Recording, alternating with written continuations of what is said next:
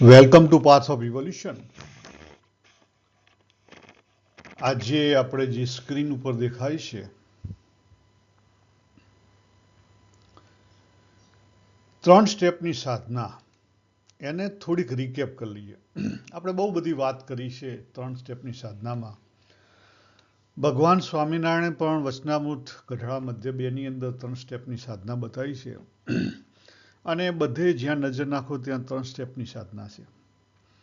અહીંયા ભગવદ્ ગીતામાં પણ 3 સ્ટેપને અલગ અલગ રીતે અલગથી પાડવામાં આવેલા છે. ઇવન અધ્યાયને પણ 3 ભાગમાં વહેંચવામાં આવેલા છે.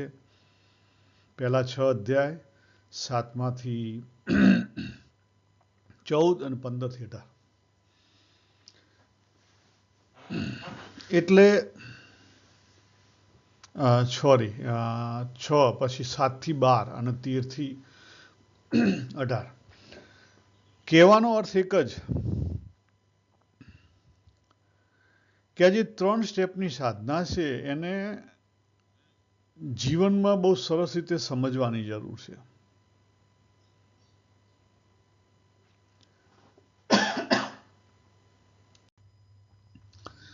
આપણે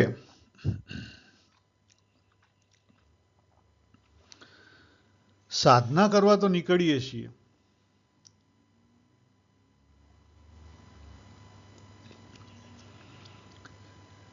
પરંતુ ઘણીવાર આપણને ખબર હોય કે ના હોય,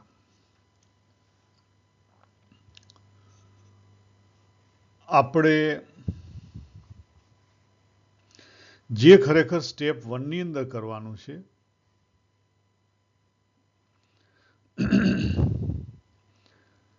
એ ભૂલી જઈએ છીએ અને એને છોડી શકતા નથી.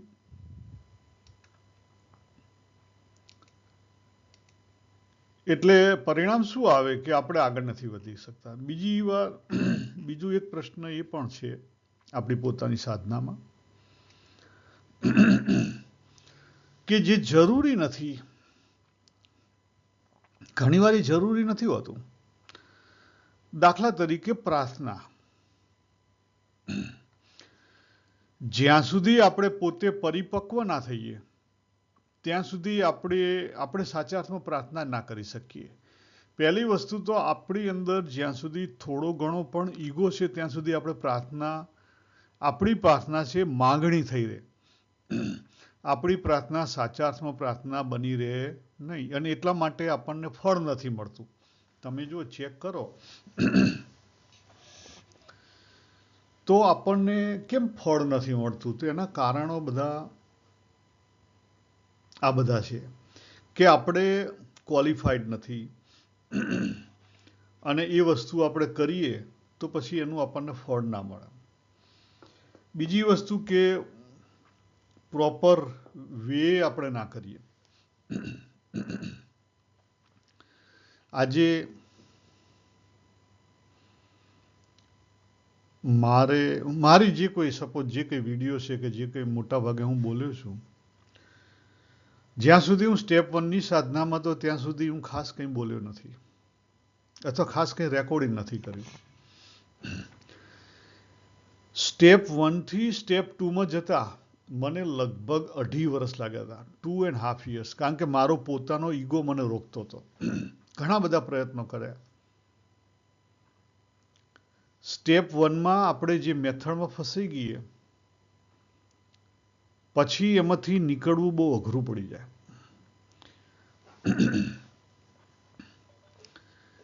તમે નેગેટિવમાંથી પોઝિટિવમાં આવી ગયા, તમારી બિલીફો નેગેટિવ. પહેલાં હું દારૂ પીતો તો હવે દારૂ નથી પીતો, પહેલાં આ કરતો તો હવે આ નથી કરતો, ખ્યાલ? એટલે તમે નેગેટિવમાંથી પોઝિટિવમાં આવી ગયા. પછી પહેલાં હું ઉપવાસ નહોતો કરી શકતો, હવે તો નિર્જળા ઉપવાસ કરી શકું છું, ધારણાપાણા કરી શકું છું. છેલ્લા 5 વર્ષથી રવિ સભા 5 વાગ્યા પહેલાં 5 મિનિટ પહેલાં હાજર થઈ ગયો છું. આ શું કરે? સારી બાબત છે, ખોટી બાબત નથી. જો હું એમ નથી કહેતો ખોટી બાબત છે સ્ટેપ 1 ની સાધના, સારી બાબત છે. સંકલ્પ હોય, નિશ્ચય હોય, કર્તૃત્વ હોય, શું ના થાય, પુરુષ પ્રયત્ન હોય, સેવા અને કર્તૃત્વ હોય, એને લઈ દેહ ઇન્દ્રિયના નિયમ ધર્મ બધું જ અપ ટુ ડેટ.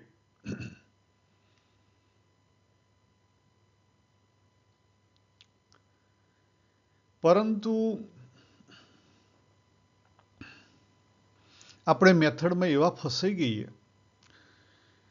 કે જે અહીંયા લખેલું છે ને ભાવ, બુદ્ધિથી તો કદાચ આપણે આપણી બિલીફો નેગેટિવ ટુ પોઝિટિવ કરી દીધી, પણ ભાવમાં થોડોક ડખો રહી જાય અને ચિત્તનો ડખો પણ ચાલુ રહે. આ બે વસ્તુમાં ડખો ચાલુ રહે. ભાવમાં આપણે દ્વેષથી પર થવાનું છે પહેલા સ્ટેપમાં. ત્યાં જનરલી જોઈએ કોઈ વ્યક્તિ પહેલા સ્ટેપમાં ફસાઈ ગયેલો હોય મેથડમાં, એનામાંથી દ્વેષ દૂર ના થયો હોય. ભલે બહારથી દેખાડે નહીં, પણ અંદરથી દ્વેષ દૂર ના થયો હોય. અમુક જે એની નેગેટિવ હરકતો છે અથવા જે નેગેટિવ વિચારો છે, ચિંતવન થતું હોય, એ હજી પૂરેપૂરું ટળ્યું ના હોય. ચેક કરજો. 2015થી એવું કહી શકાય કે મેં સ્ટેપ 2ની સાધના મોર ચાલુ કરી, મેઇનલી ફોકસિંગ ઓન સ્ટેપ 2. અને જે કોઈ મારા અત્યારે વિડીયો અવેલેબલ છે મોટા ભાગે સ્ટેપ 2ની સાધના ઉપર છે. સેલ્ફ રિફ્લેક્શન અને આત્મચિંતન, આ બેની ઉપર આધારિત છે. ભગવાને જે બીજા અધ્યાયની અંદર વાત કરી, પહેલી વાત કરી નિયમ ધર્મની, બરાબર? ભગવાને શું કીધું?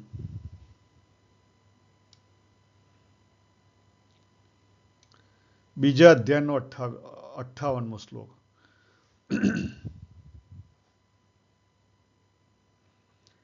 ભગવાન કે જેમ કાચબો એના અંગો સંકેલી લે, એમ આપણે આપણી ઇન્દ્રિય સંકેલી લઈએ, એનાથી કંઈ આપણી બુદ્ધિ સ્થિર ના થાય.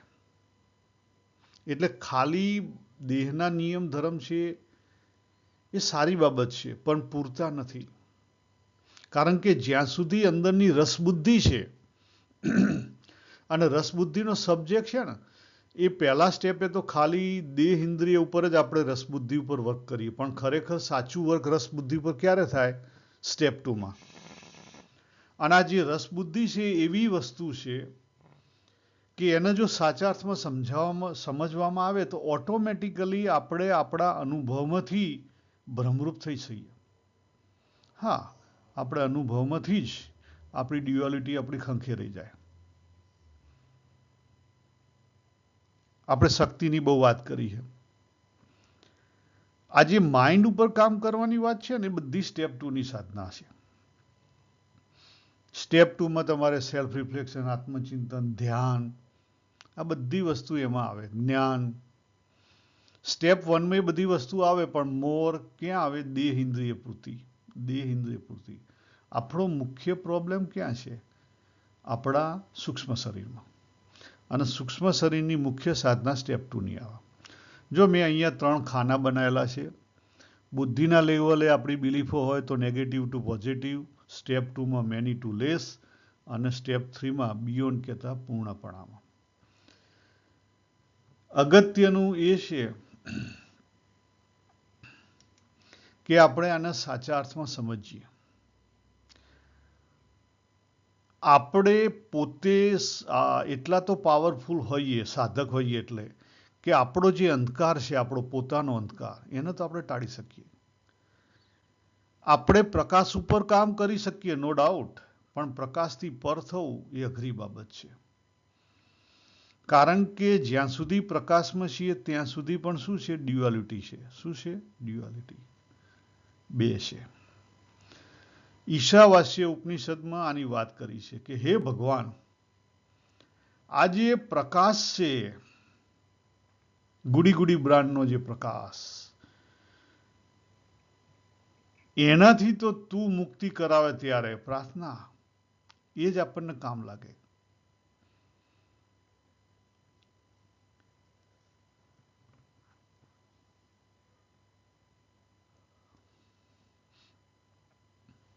ભગવાને જો ભગવદ્ ગીતાની અંદર પણ શરૂઆત આપણને કરશે કર્મની, કર્મફળની, અર્જુનને, બરાબર?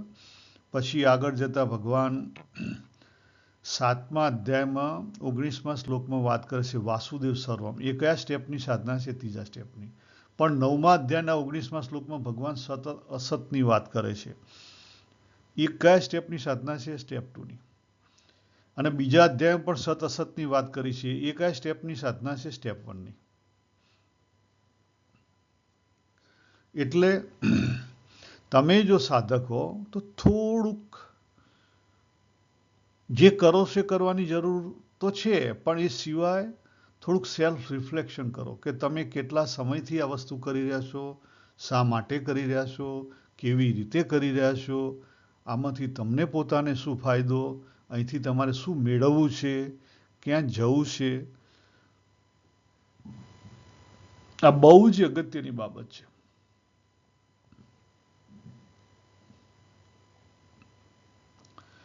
સાચી રીતે આપણને આ જે સાધના છે સમજાય નહીં તો આપણે મોટા ભાગે ગુડી ગુડી બ્રાન્ડમાં ફસાઈ જઈએ. જો અર્જુનજીને એ જ પ્રોબ્લેમ હતો.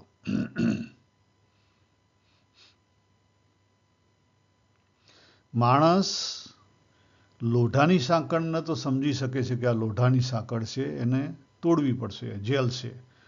પણ જ્યારે સોનાના પિંજરામાં ભરાય ને ત્યારે બહુ મુશ્કેલી પડે. એ સોનાનું પિંજરું છે ને, સુખરૂપી પિંજરું, એ તોડતા બહુ મુશ્કેલી પડે. અને ત્યાં આપણી પાસે એક જ હથિયાર રહે, માત્ર પ્રાર્થના, સમર્પણ. એટલે પહેલું શું કરવાનું છે? પહેલું સંકલ્પ છે, નિશ્ચય છે, કર્તૃત્વ છે, પુરુષ પ્રયત્ન છે, સેવા છે. આ બધી વસ્તુ પહેલા સ્ટેપમાં આવી ગઈ. બીજા સ્ટેપમાં શું આવશે? અંતરદ્રષ્ટિ છે, આત્મચિંતન છે, ધ્યાન છે, જ્ઞાન છે. આ બધી વસ્તુ બીજા સ્ટેપમાં આવશે. પછી બીજા સ્ટેપમાં પરિપક્વ થઈએ એટલે પછી પ્રાર્થના, સાચું સમર્પણ ત્યારે થાય. એ પહેલાં ના થઈ શકે. જ્યાં સુધી તમે ઈગો ઓળખ્યો જ નથી ત્યાં સુધી તમે ઈગોને મૂકશો કેવી રીતે? આ મારો પ્રશ્ન છે તમને.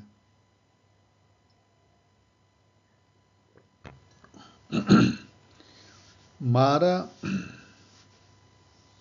આ જીવનકાળની અંદર હું ઘણા બધા સાધુ મહાત્માઓ, મોટા મોટા હરિભક્તો જોડે બેઠો ઉઠેલો છું, નજીક રહેલો છું, વાતચીત તો કરેલી છે. ઘણા બધા હરિભક્તો બહુ સારા હોય, સાધુ પણ બહુ સારા હોય. પણ કેવું હોય, એક પહેલા સ્ટેપની એક મોટામાં મોટી, જો કે આપણા માઇન્ડનો પોતાનો પ્રોબ્લેમ છે.